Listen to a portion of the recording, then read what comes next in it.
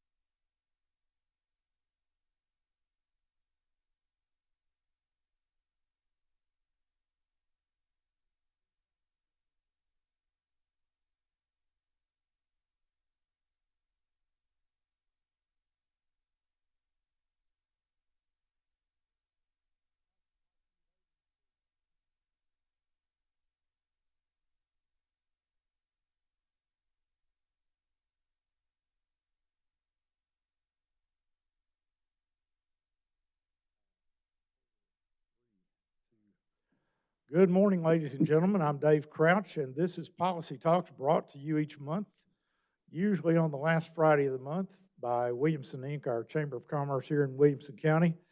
We have a bright-eyed audience here at Columbia State this morning on the beautiful new Columbia State campus. Hope more people will come every time, but we've got a great audience here this morning.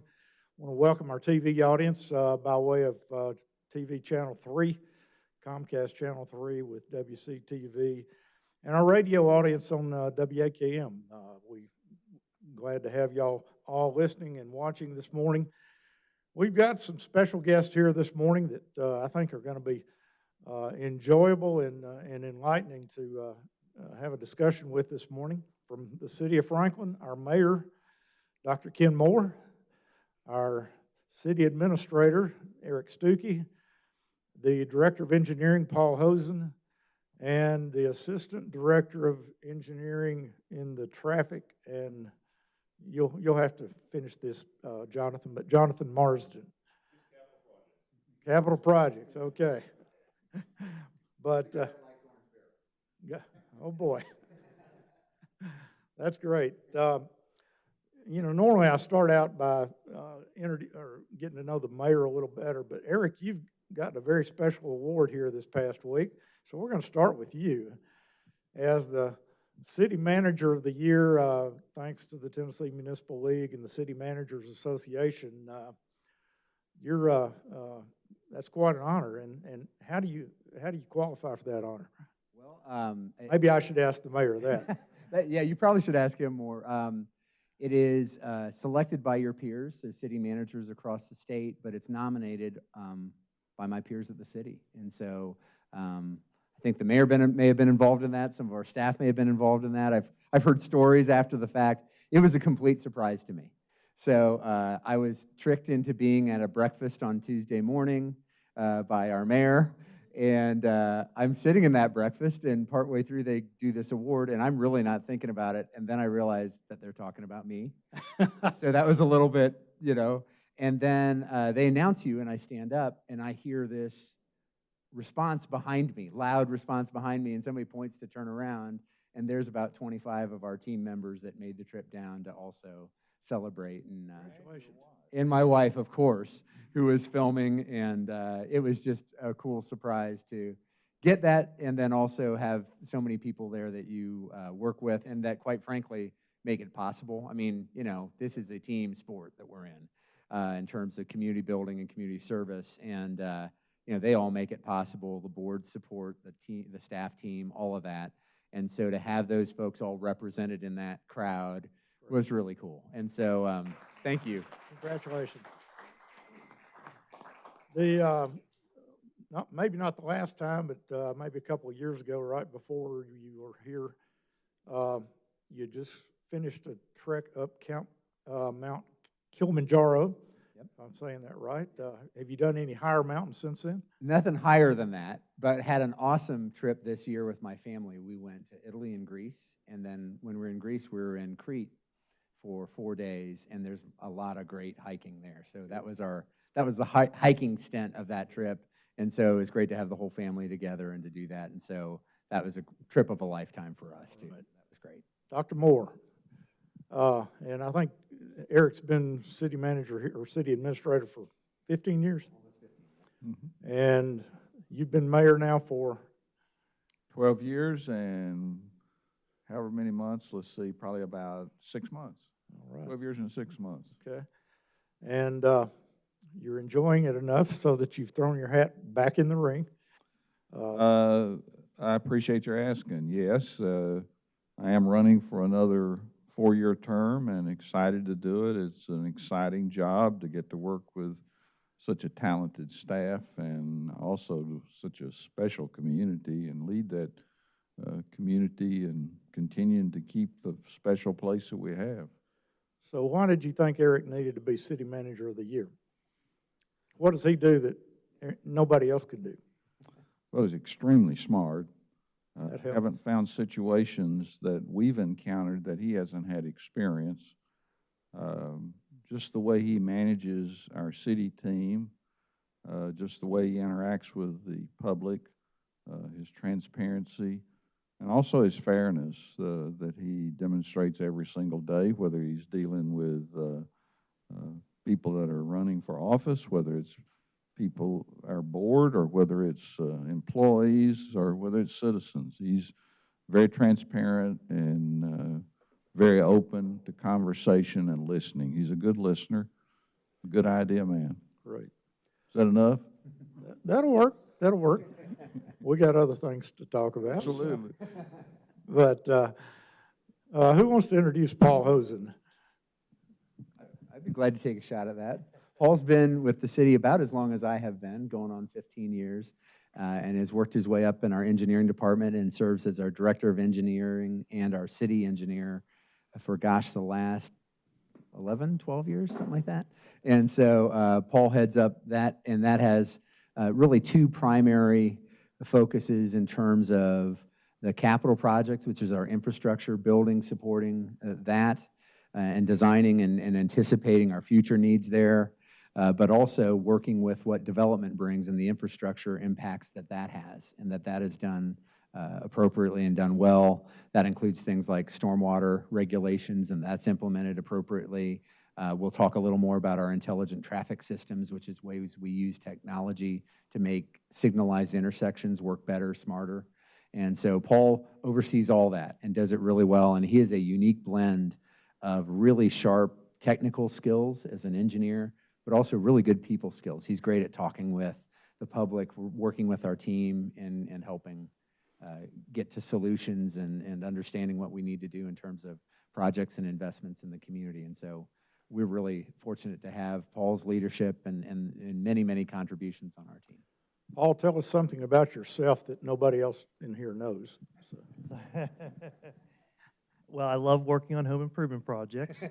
I also coach soccer, and I love coaching soccer. And he had a big winning season this Yes, year. right. I've won one championship. It was the first championship I've ever won in my life at age 42.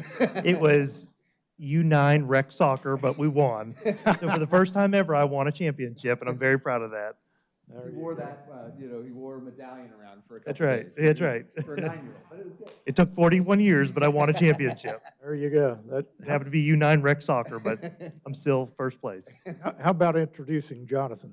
So Jonathan's been at the city for about 18 years, and he oversees our capital projects division. Jonathan's pretty much done every position in the department at some point in time, just out of need.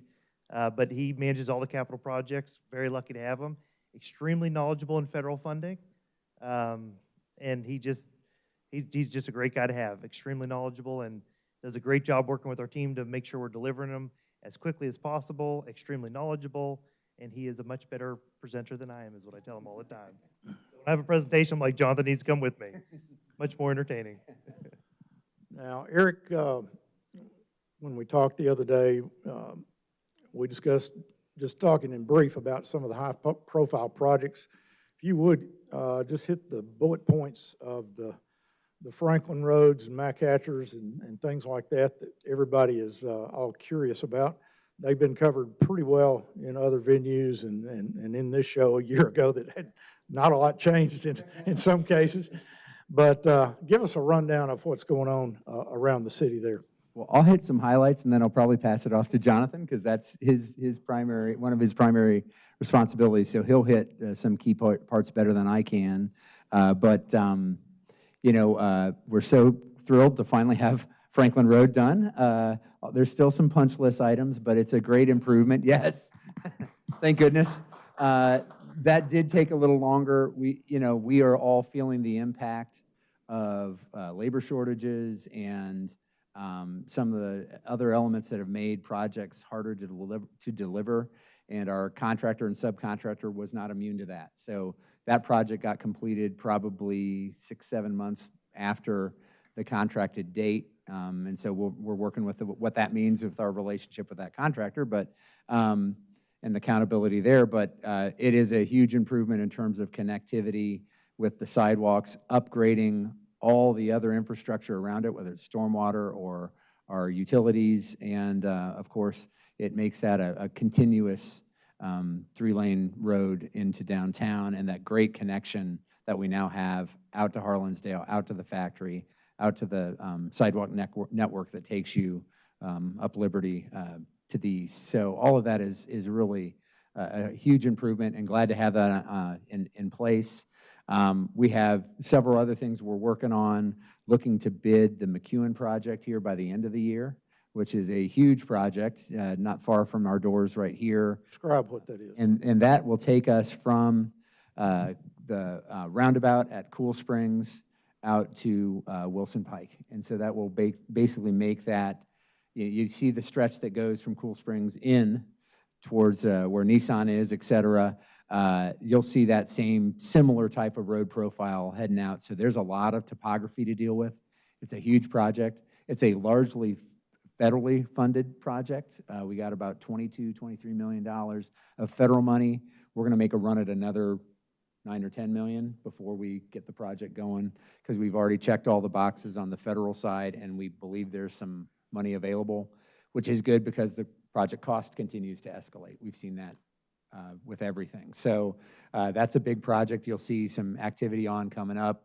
I'm going to pass off to Jonathan, talk about maybe a couple others. We've got Columbia improvements coming on. We've got, we're continuing to work on the widening of Southeast Mac Hatcher, and that's on the state list, but we're trying to find ways to move that up the state list, just like we did with the Mac Hatcher extension that opened a couple years ago. I'll pass it off for Jonathan to check off some other ones. Thank you. I'm going to ask a specific question about Southeast Mac Hatcher, and I asked this to Paul Diggs last month, but that was on the 3-year plan, state's 3-year plan 2 or 3 years ago. And then all of a sudden it's not. Explain why. That's actually one of the misunderstandings about a 3-year plan. So people assume when something goes in the 3-year plan that it means it's going to get built, and that's not necessarily the case. When something goes in that 3-year plan, really only the things in the first year of that 3-year plan are actually programmed with funding. The other things are shown in there as that they're shown as a want and a need, and they're programmed to do, but they don't actually have funds tied to them. So unless they're in that very first year, they're not necessarily going to get done. So really what you're looking at when that 3-year plan comes out is the very first year. So you're shown things that come out that are tied to them with those second and third years, but the first year is what actually has funds tied to them for that year, because the legislature approves the funding for TDOT on a yearly basis. Okay. Gotcha. Now,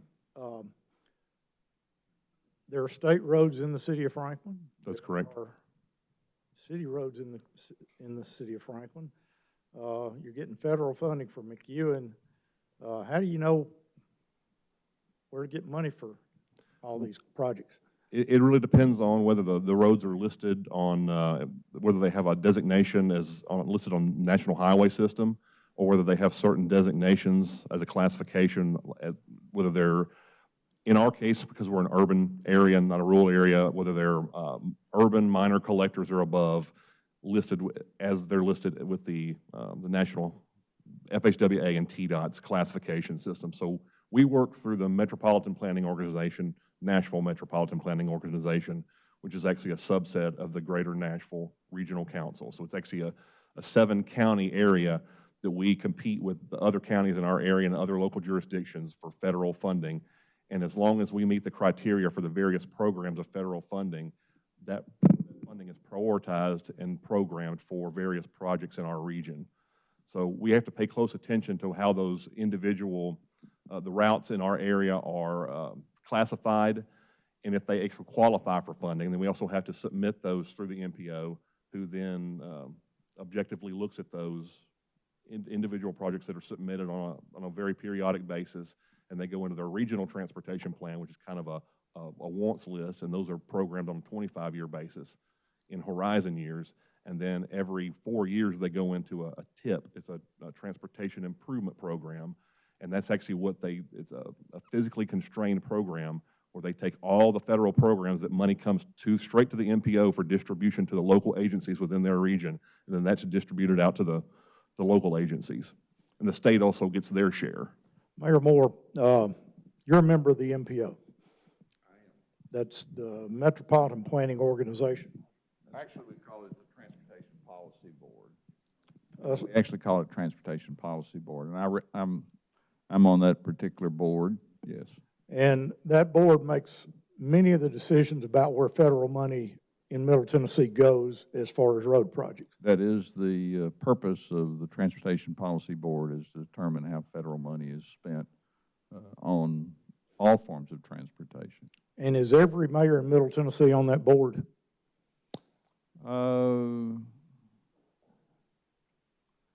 Pretty much every city is on that board, yes. Okay, so how do y'all make decisions? Tell us about that process a little bit, if you will. Well, most of the decisions, well, a lot of the accumulation of data and needs are determined by staff, and then they're presented to the Transportation Policy Board for approval. They're ranked and based on many factors that they utilize. Okay. Any color as to factors they look at, or? Well, they would be looking at economic development, congestion mitigation, safety, those type things, generally speaking. Okay. That, so that's one of the policy points that a road project has to go through around here. TDOT's another one, right? Who wants to speak to our relationship with TDOT and how we try to get them to help us out? Well, let me start that now. The real technical expert's going to be Jonathan, because he's got a long lineage with TDOT with his family and, of course, him himself. But I do have the opportunity frequently to interact with Commissioner Ely. I was just meeting with him yesterday with 4 other mayors from the Mayor's Caucus to discuss $3 billion. If you remember, the legislature passed the Transportation Modernization Act, and the General Assembly awarded $3 billion to TDOT for distribution. So they're in the process now of determining where that $3 billion goes. There are 4 different regions, so each region will get $750 million. And what they're asking for now is projects where municipalities would put in money to prioritize that project. Also, that $3 billion, they'll be looking at interstate improvements. They'll be looking at congestion mitigation in urban areas. They'll be looking at improving access to the interstate in rural areas and so on. But one of the particular programs that is particularly important that we just got briefed on yesterday is the statewide partnership program. And so that statewide partnership program is where we would apply for certain projects that we may have and say, well, for example, Southeast McHatcher, we would consider adding money for design and engineering maybe. And so that would help move that project on up the list. Okay. Jonathan, Paul, anything you want to add to that The state has, funding? with funding with the state, so they also use federal funding, and they're participants at the MPO level as well. So, and the mayor serves on the Transportation Policy Board. I serve on the Transportation Coordinating Committee, and I explain that as basically being the planning commission to the Transportation Policy Board. So we help dive into more technical issues and make recommendations to the Transportation Policy Board. And TDOT serves on that committee and helps advise us as well with issues that may be going on at that point. And they bring their plans to us, their 3-year plans, and bring that to the MPO for the MPO to advise them on their 3-year plan and bring that to us for us to at least give our opinion on it. It is their plan. They also produce a STIP, a statewide transportation improvement program, and that's where they prioritize their 3-year plan. And we always talk about the state 3-year plan. It's the STIP. Right. That's where they bring that plan. And then, of course, they prioritize it, and it's theirs to prioritize because it's the state funding that they get our tax money back from the feds. But they also get MPO funding as well, so they do compete at the MPO level for TDOT. So you'll see TDOT as the main sponsor for funding that, that's divvied out to the locals. They get that funding as well. But it's also good to have those relationships with TDOT and know that they have programs like local interstate connector funding, like a portion of McEwen we call it Phase 3, but it's from Carruthers Parkway out to the roundabout. About half of that was built with local interstate connector fund. About $4 million was spent on that, and that's just a state program. It's just state dollars, and that's something that you just apply for. In some of the more rural areas or industrial areas, like SIA funds, state industrial access funds, are helped to build those access roadways. The Goose Creek lighting that we put up a few years ago in the Goose Creek area, the interchange lighting, that is a state fund where it's a 50-50 match. You just apply for the program. State puts a certain amount of funds in there every year, and it's first come, first serve. And that was a program we were successful, applied for, just because we know about the program and others have known about the program. Right. But it's about knowing about those programs and having the connections and working with their staff and successfully putting the right projects with the right funding levels and the right funding programs. So where does the funding for Southeast Macatcher stand? Well, I can touch on it, and I want to add one other just general thought. Well, right now, it is a state-identified project. And there have been some preliminary design work done on it, but we want to move it into the environmental and the next stage of design. And so that's what we've been pushing on and asking about, and I think that's part of what the mayor was meeting on yesterday is to look at that kind of high-priority project and how we can get that up the list.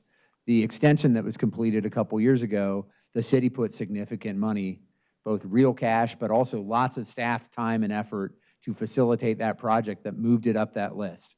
And so we plan to essentially try to do the same thing with Southeast. The good thing is it's been identified as a state project. What we've got to do now is create the path with maybe some help locally to get those other state dollars. And we're encouraged to see that there is a pot of state money pushing through the system. So we want to get to the higher on that list. So that'll be our focus. I want to add one thing just generally that we try to look at, because all funding is good, but it's not all equal. And so federal and state money often comes with more strings and hoops to go through. So we have to look at sort of a cost benefit. And this McEwen Forest project's a really good example. We knew it would add probably 1.5 to 2 years to the project, realistically, with the different elements you have to go through. But we could get 20, which 20 may turn into $30 million.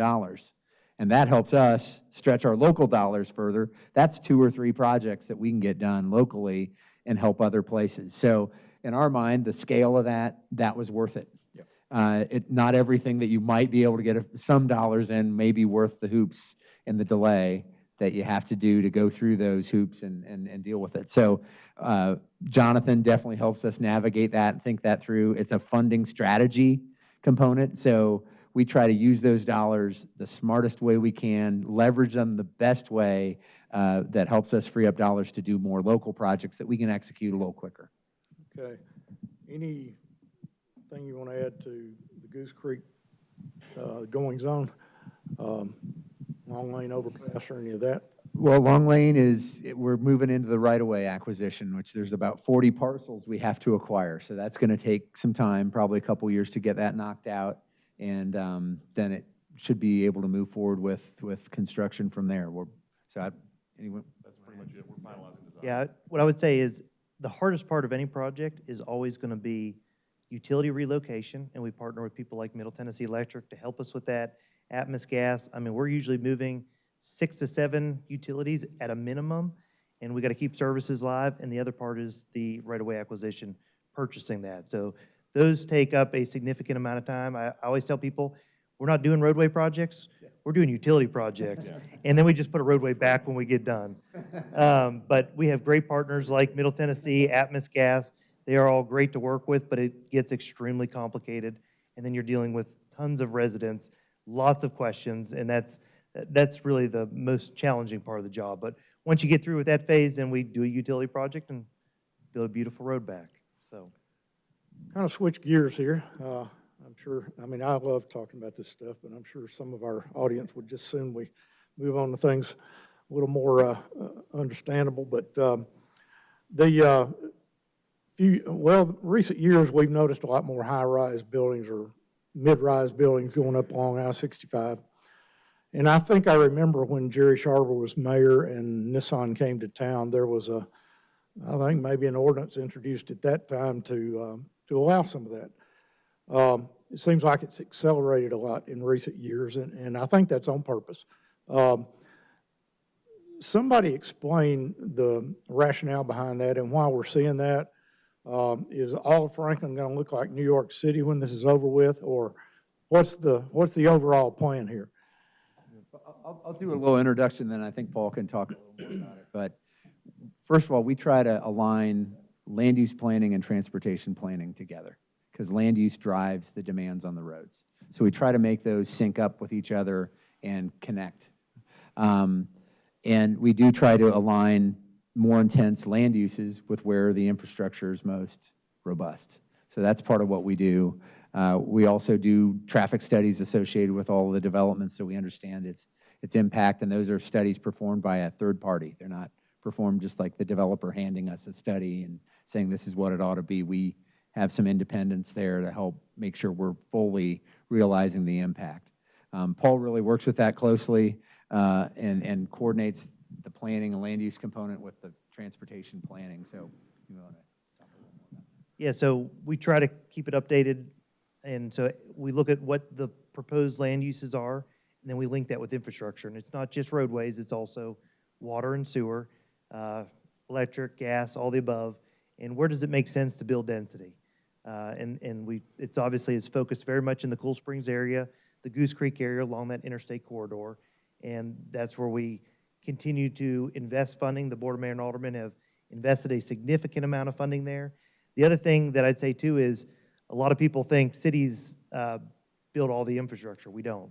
A lot of the development builds the infrastructure. So when they come in, there's obviously a lot of off-site improvements are required to do, and they typically get the density, but they also have to build a significant amount of off-site infrastructure to help build the city. But it's really built by the private development world, widening Carruthers Parkway, installing water lines, sewer lines, all the above. So they do a great job, and it's truly a partnership. Now, I spent a couple years on the Planning Commission in the mid-90s, and I asked Planning Department, Engineering Department, somebody at that time, I said, don't y'all have software that tells us whether we need 2 lanes, 3 lanes, 4 lanes, based on the density of the zoning up and down this corridor? And at that time, they thought I was crazy. Does that exist now? Is artificial intelligence getting us any closer to being able to plan roads that don't have, what do you call it, Class F traffic jams and that sort of thing? Yeah, we have a button for everything in America. You just push a button and it automatically tells you what to build. No, we do have a model of the city that models our traffic and transportation system, and we try to link that with land use and proposed land use. It's not perfect, so you still have to use, judgment calls on to what it should be, what it shouldn't be, and we look at that constantly. Our traffic engineer, who's not here today, they actually keep a model updated that they run with every new development, and it gets updated with every new development, and we have a long list of projects. And when a developer comes to town and wants to make a significant investment in the community, we got to be able to tell them right away what the expectations are. They want to make a huge investment, and we want to make it as predictable as possible for them. So for the most part, we know pretty much what they need to do, and then we validate that with a traffic study done by the developer. It's also reviewed by a third party, and we constantly keep that information updated so that we can make sure we're getting the infrastructure we need with the development. Okay. The best way I know to make this interesting is to use some of my favorite pet peeves as examples. To maybe explain kind of the rationale behind what y'all do and what we see coming out of the ground. But Aspen Grove Drive, near and dear to my heart, obviously, my office is there. When the original leg from Cool Springs over to Jordan Road was done, wide road, bike lanes on either side, you can fly through there and not hurt anybody. But now when you get to Jordan Road, it goes, and you really just got a couple of bike lanes. You don't really have any wide enough for my truck anyway. Why did we do that? I mean, you've got people parking right there in the way half the time. it just, you go from one extreme to the other, you know, when you go through that stop sign. So tell us the rationale there and why. So Jordan Road was actually one of the first projects I worked on when I came to the city of Franklin 15 years ago. And Alderman Peterson always says there's a lot of good projects, worthy projects, but limited funding. Well, that fell into that category. So Jordan Road is truly a country road in a very urban environment now. And the board has funded it. You know, they often look at where the development's happening, where to make that investment. It's now funded, and we are very close. We need to acquire one last property, and once we do that, we will bid it out, and it will be more than 2 bike lanes. It'll be 2 bike lanes and 2 lanes. And so we're Really? looking forward to moving that one up the list. Okay. But what about Aspen Grove as it goes up between those 2 big apartment buildings?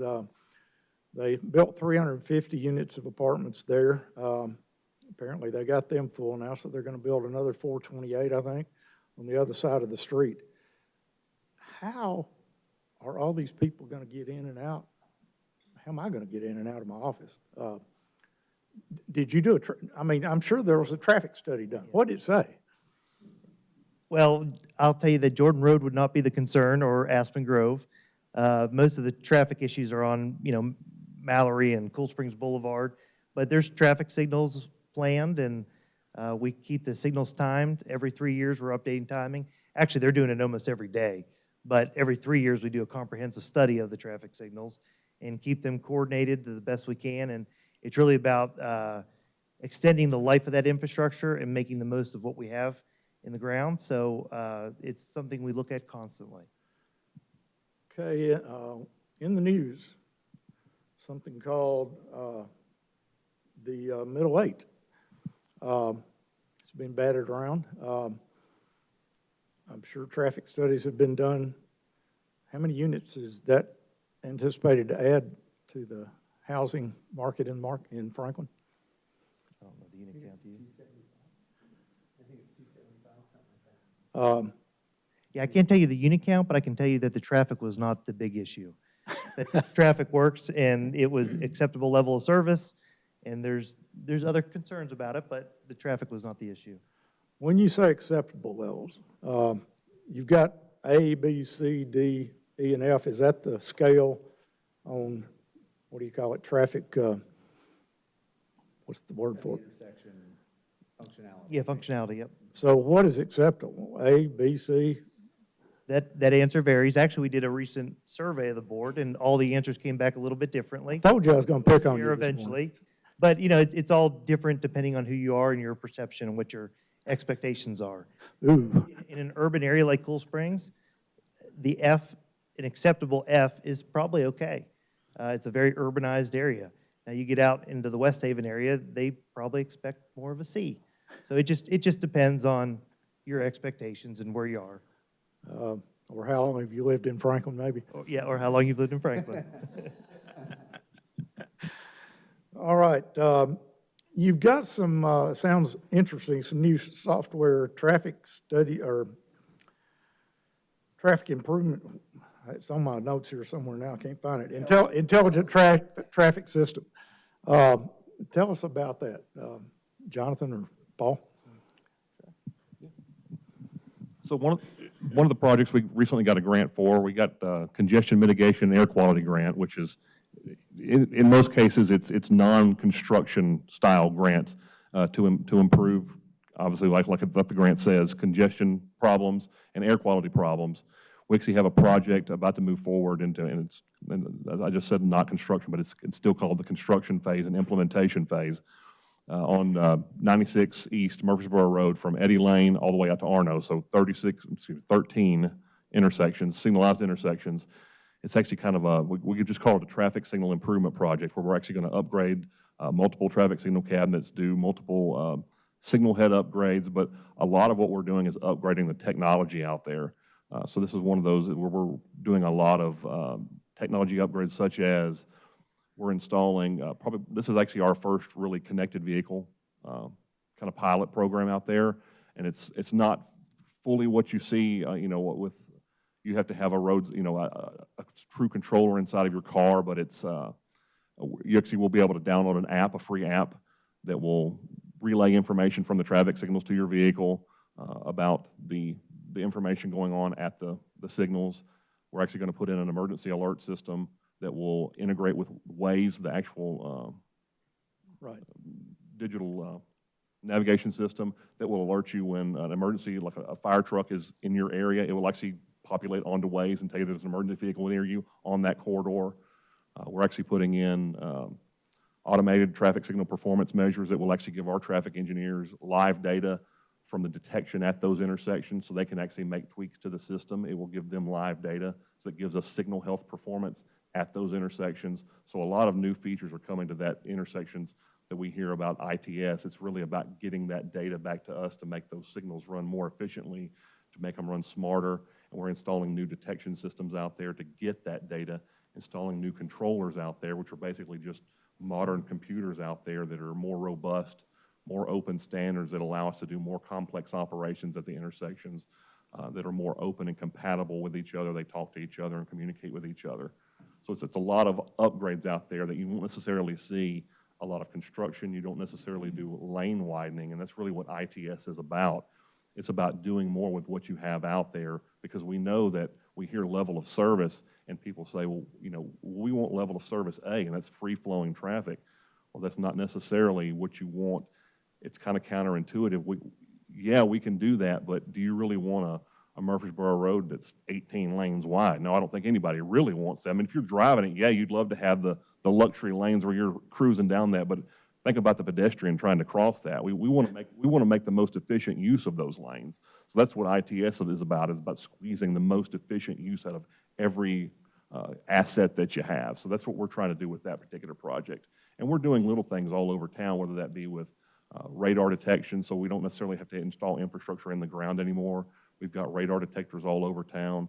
We've got cameras to monitor traffic and relay information back to our center. Back in 2021, we completed an adaptive signal project out in the Cool Springs area with federal funds, and at 19 intersections in Cool Springs, it actually allows the traffic signal system.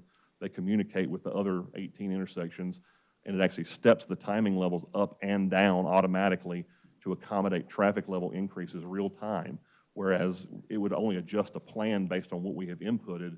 This actually takes parameters that we input and automatically adjusts based on traffic level changes.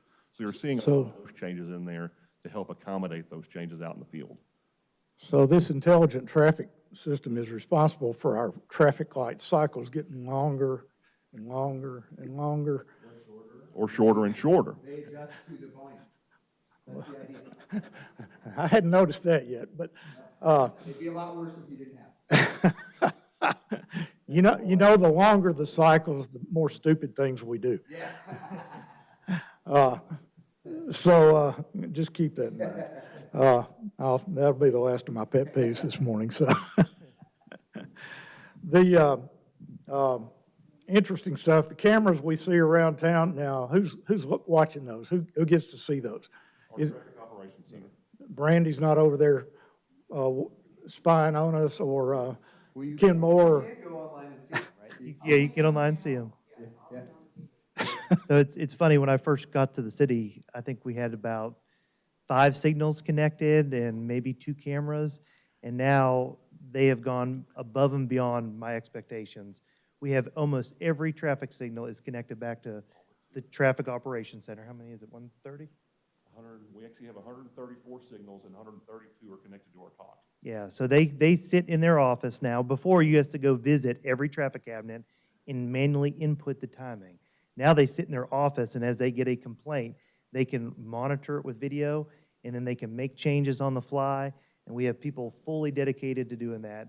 And it's absolutely unbelievable. And I'll never forget the day when I was at home looking at my phone, and I don't know if it was the mayor or somebody sent a complaint over to our Traffic Operations Center. It's a weekend, and I see emails going back and forth saying, well, we just tweaked the timing here because of that special event, doing it all off of their phone at home on a weekend. And I was like, we can do this? I didn't know we could do this. This is amazing. So technology is a huge part in facilitating traffic operations. And where do we go to see that? So if you're ever, if you're ever in City Hall, just stop one of us and we'll take you down to the Traffic Operations Center. You'll see the big screens and the technology they use. They even have a traffic signal cabinet in that room that they can use to adjust things and understand how that would work in the field. None of it's ever used for traffic enforcement. It's used for how we monitor and adjust signals and signal timing to make it work. We've had incidents where, say, the interstate is blocked because of a bad accident or something like that, and we'll adjust timings on the alternate routes to accommodate the flow that's getting pushed to a Carruthers or one of the other roads. So we, like they said, we can do it real time. We can respond to what's going on, whether it's a unique circumstance like a festival or some shutdown of the highway, or day to day where we just have volume higher at certain times, and you start to adjust for that flow to make the intersection work as efficiently as you can. And this is a technology that a city our size, is pretty unusual for a city our size to have that level of sophistication. So it's something that has been built over many, many years by a lot of folks to make it happen. And we're really glad to have it, because it does make the investment that we have work as well as it can. Because as we talked about, it takes years sometimes to build physical capacity. If you can improve the existing capacity, that's good too. We're about doing both, to be clear, but it's good to have that tool in the toolkit. So would you like input from the public about their personal streets and patterns? Their daily commute. If they want to let us know, we will look at it. Our traffic engineering staff is very responsive. We hear from neighborhoods about concerns. We work with them. We have a neighborhood traffic calming program that we work with people if they feel like there's a speed issue or a cut-through issue. We can look at what the options are, but we don't do any of those without the approval of a majority of the neighborhood. Like the impacted neighbors need to weigh in. Right. But we do interact with citizens a lot of times on their specific concerns about their neighborhood or different elements. So it is a big part of the service. Adam joined us maybe 3 or 4 years ago. Is a really great, I mean, he's as good as they get for traffic engineers, and really. What's his background, is that? if you don't mind? It's been all traffic, transportation. He I mean, from the consulting world. consulting world, yep. I mean, it's almost technology, but he's been doing it as a consultant for many, many years. He actually worked in Florida and had 3 adaptive signals before they were ever, 3 adaptive signal systems before it was really a big thing. And we hired him as a consultant to help us implement the adaptive system. And then ultimately, Jonathan was able to convince him to join the city, which we were very lucky to have him. Good. Extremely lucky. Good. Mr. Mayor, when's the election? October 24th. Early voting starts October the 4th. So if you're reelected, is anything going to change? I think the way I would answer that is we live in a very special place, and my goal is to keep Franklin that special place where people want to live, work, raise their family, play, worship. Mm-hmm. So, we have so much long-range planning. There is going to be no drastic change if I'm reelected. We'll just continue to implement the planning that we've done for so many years already, whether it's transportation, water, sewer, all those things we're planned out a long way ahead of where we are today. How long is Eric going to be around? Well, I've got a chain on his ankle, and the chain's pretty long. Reaches to Kilimanjaro. So.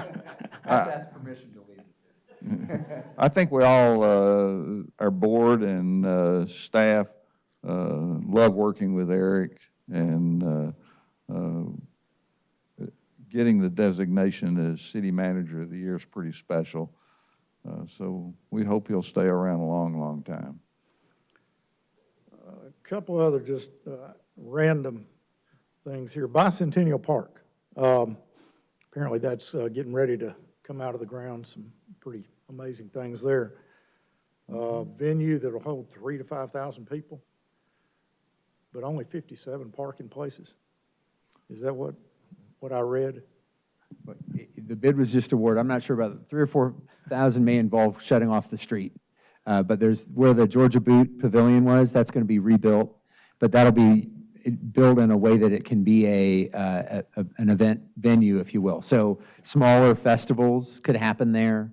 You've seen the food truck festival, Eat the Street, that's been going on for several years. Right. That gives you a taste of that you could put a lot of people in that area and have the feel and proximity to downtown, but not have to shut down downtown streets to do it. Right. So that's really the opportunity. We've done elements of it. The Point Park is already a starter on Bicentennial Park, but we've awarded that. That'll start by the end of, I don't know, soon, because we've awarded the bid just 2 weeks ago. So, yeah, so by the end of the year, that'll be up and going as a project. You add some parking, but you've got the downtown to feed off of in terms of the parking decks and those elements to help serve it, especially for community events that tend to happen Right. evenings, weekends, that kind of thing. So I think it's a good fit. There's a huge spillover parking area that can be used for special events where we're going to grade it out, and, if we need to park them there, we can, as long as it's not raining, it'll be just fine. So Gotcha. it'll be great. We understand about rain, so. Ann Peterson. That's all right. You've been an alderman now for how many years? 16 years, And have you been on the planning commission for longer than that? much longer than that. I haven't counted those numbers up. Yeah. So, if you could change anything about the city of Franklin, here's an opportunity to give the mayor some advice. I know you don't ever do that, but what would you change? Oh, gosh, there's so much good going on around here. I can't really come up with something I would just change right away. But, there are always things that we can improve. No question about that. And we've got so many projects that are going on that will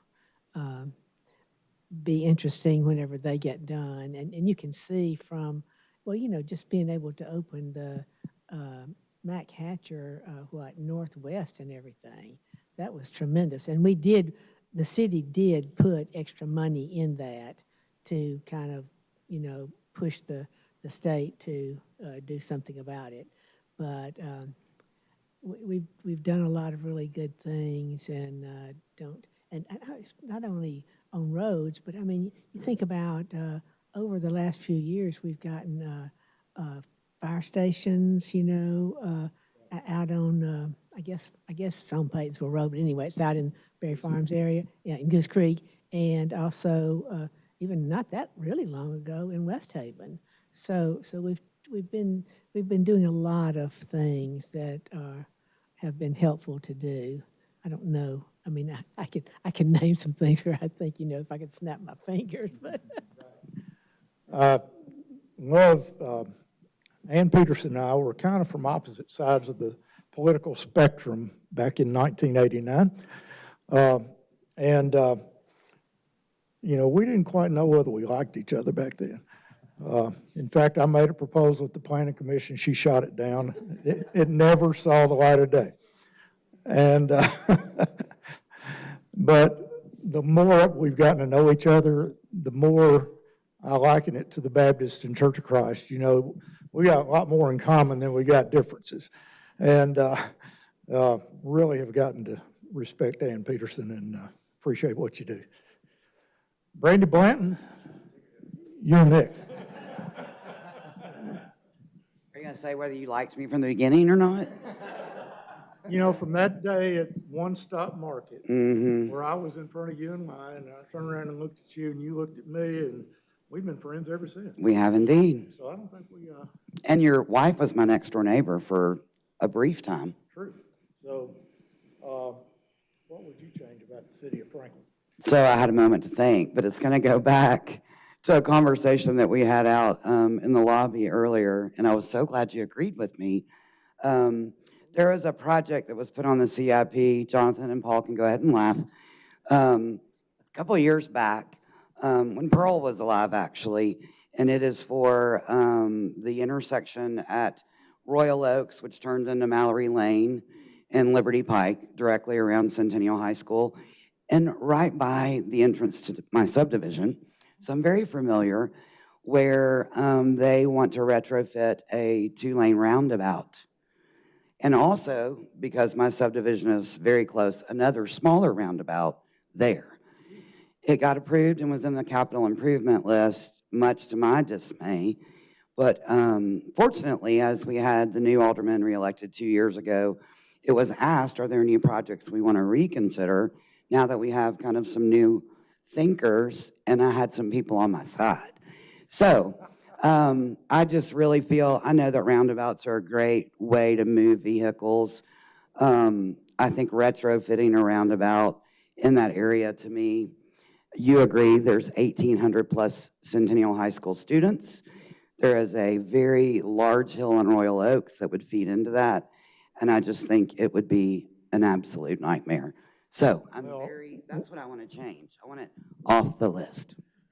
And let's see, 25% of those Centennial High School students learn to drive each year, right? I would agree with that, sure. And a lot of them walk. So a roundabout there would be you'd need a camera there that you could sell the videos to America's Funniest Videos if you put a roundabout there. I would love to ask your son, who is a Centennial graduate, what he thinks about that. Johnny? Thumbs down, thumbs down. We've got some Centennial grads over here. We'll just ask them that while we've got them. And got some college kids here that stand up, young men, and we'll get some wisdom from the younger crew here. Ethan Flug. Couple things. I did go to Centennial. I also live in McKay's Mill right there, and I don't know if the science or data backs it up, but it seems like we had one person hit that McKay's Mill sign, and then now it happened twice in like 2 weeks, like 3 months ago, and it's still not cleaned up. So I'm very concerned just with family visiting when they're like, how does a roundabout work, especially by the fire department over there. Just going to Centennial in the morning around 7:30, it's a nightmare. And so I'm curious to see if the data with it, the data with a roundabout really backs up the potential efficiency that could come. Now, what are you doing this summer, Ethan? I'm interning with Mr. Dave at Aspen Grove Asset Management. Good answer. Cannon? Plowman? Yes, sir. Well, being a young driver a few years ago, I didn't really know how a roundabout worked, and I know a lot of people, their parents don't necessarily teach them how to drive at a very young age. Obviously, they can go and get their permit, but a roundabout can be pretty confusing for a lot of people, especially after a long day at school. You know, I'm not sure that's the best place to be, is a long line of cars and then going into a roundabout with a bunch of people not paying attention. So I'm not sure that would affect the students leaving the school, but something to look at. I also have a question. I live off Ralston Lane and by Liberty Pike. I noticed there's some road construction going on over there, and the sign says it's going to be done in the next 2 weeks or so, but there's also a lot of signs going on Franklin Road, and that took a while. So I was wondering if the timetable and the sign by Liberty Pike, specifically in front of Liberty Elementary School, is still at what it's posted. That's a paving project, and yes, that'll be done timely, yeah. It's easy to pave. Yeah. You don't have to deal with 6 utilities and So that 50 property owners. That should be knocked out. Good. Next young man, what's your name, sir? Johnny Crouch. Who's your daddy? You. It's you. My opinion on roundabouts, I've been driving for 6 years. Well, 7 if you include a permit. And the roundabout at McEwen, I still get a little confused when I go around. I've about figured it out now, but I'd say they're pretty confusing, especially a 2-lane, because I never know which lane to get in. And I know there's signs, but no one ever pays attention that great to them, and especially high school students that haven't driven for a long time. So, thank you, guys. Paul, do you want to equal time here? Paul likes roundabouts. So I do like roundabouts. And why? I'm not advocating one way or the other, because ultimately I don't get to make the decisions. But roundabouts move traffic extremely efficiently. And there are some states where they are putting roundabouts in everywhere. And they do it because there's no maintenance and operation of traffic signals. There's no retiming. It does take a little bit of time to adjust to them and learn how to drive them. But if you run the traffic numbers, every single time the roundabout performs significantly better long-term. And so you look at states, in Tennessee, cities manage the signals. If you go to states where the DOT manages the signals, guess what they're doing everywhere? Roundabouts. Everywhere. Georgia, roundabouts everywhere. Ohio, they're putting them everywhere. And they're just much, much more efficient. There are pros and cons. It reduces accident counts, and there's still accidents there, but they're less severe. They're more property damage than it is like a T intersection where someone gets injured and fire department has to come out and police. So there's a lot of pros and cons when you look at these things, but I will tell you from the traffic numbers that we run, roundabouts are always outperforming traffic signals. So let me give you one perspective. Do you like to keep moving, or do you like to stop? Because when you have a signal, you have to stop. You cannot move. When you have a roundabout, you have continuous movement. That's why the numbers show that. Now, it's not the answer everywhere, but it is a tool to have in the toolkit. And I think to say that they're all bad is a mistake. To say that they should be used everywhere is also a mistake. But they do really work effectively. If you've ever been to Europe, you see them everywhere.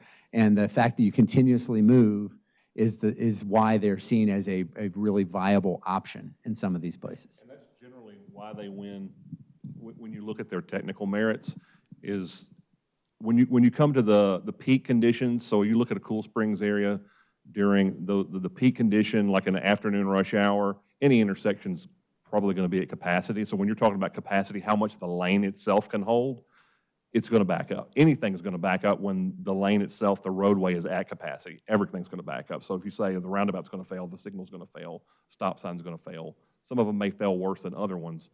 But when you look at the other 22 hours of the day, or the other 20 hours a day, if you're looking at morning peak as well, you have to remember that when there's less traffic, a four-way stop, everybody has to stop. So you're looking at stop conditions for everybody all the time.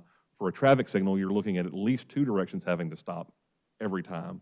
For a roundabout, you're looking at no one having to stop in those lesser conditions, or at least most people not having to stop in those lesser conditions. So that's where the technical merits typically win out. Now, like Eric said, it may not be the right situation. You may not want that particular intersection in that area for a particular reason. That's fine. But like Paul said, there's a lot of states now that actually will require you to go through and a roundabout first policy and prove that why you don't, or why it's not applicable at that location. And then you move down to the next selection criteria for the next intersection.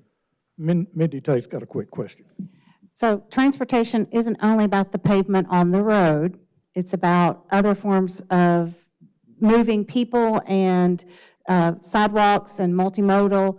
So I think that's one of the reasons Franklin Road was so wanted, is the connectivity it provides. What's the missing link in connectivity in Franklin?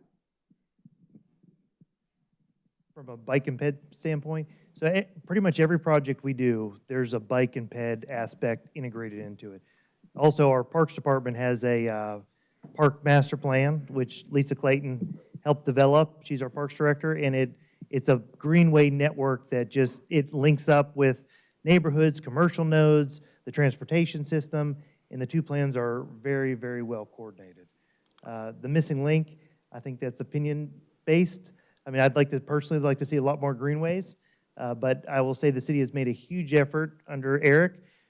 We have a sidewalk gap project or funding that when we get these complaints from residents of, oh, I just wish that sidewalk would go another 200-300 feet, that we get to have a funding source to go fill that in, which connects, again, the residential areas to the commercial nodes. Thank you, Paul. We are out of time. Out of time. And I've got to thank several people for making this all happen. Columbia State, first of all. Mary Beth Shalley is the one that makes things happen around here. We'll give Dr. Lampley a little credit. Creed and his team from WCTV, Tom and the crew at WAKM. Vanderbilt University, Lynn Maddox, we appreciate your financial assistance, and AT&T with Dennis Wagner also helping financially. The Good Food Group, or is it Lions Leadership? I'm losing track, but your local McDonald's is supplying free coffee for these efforts every month, and we appreciate that hospitality they offer Chamber staff, Matt, I was going to leave you a minute to say something, but we don't have it.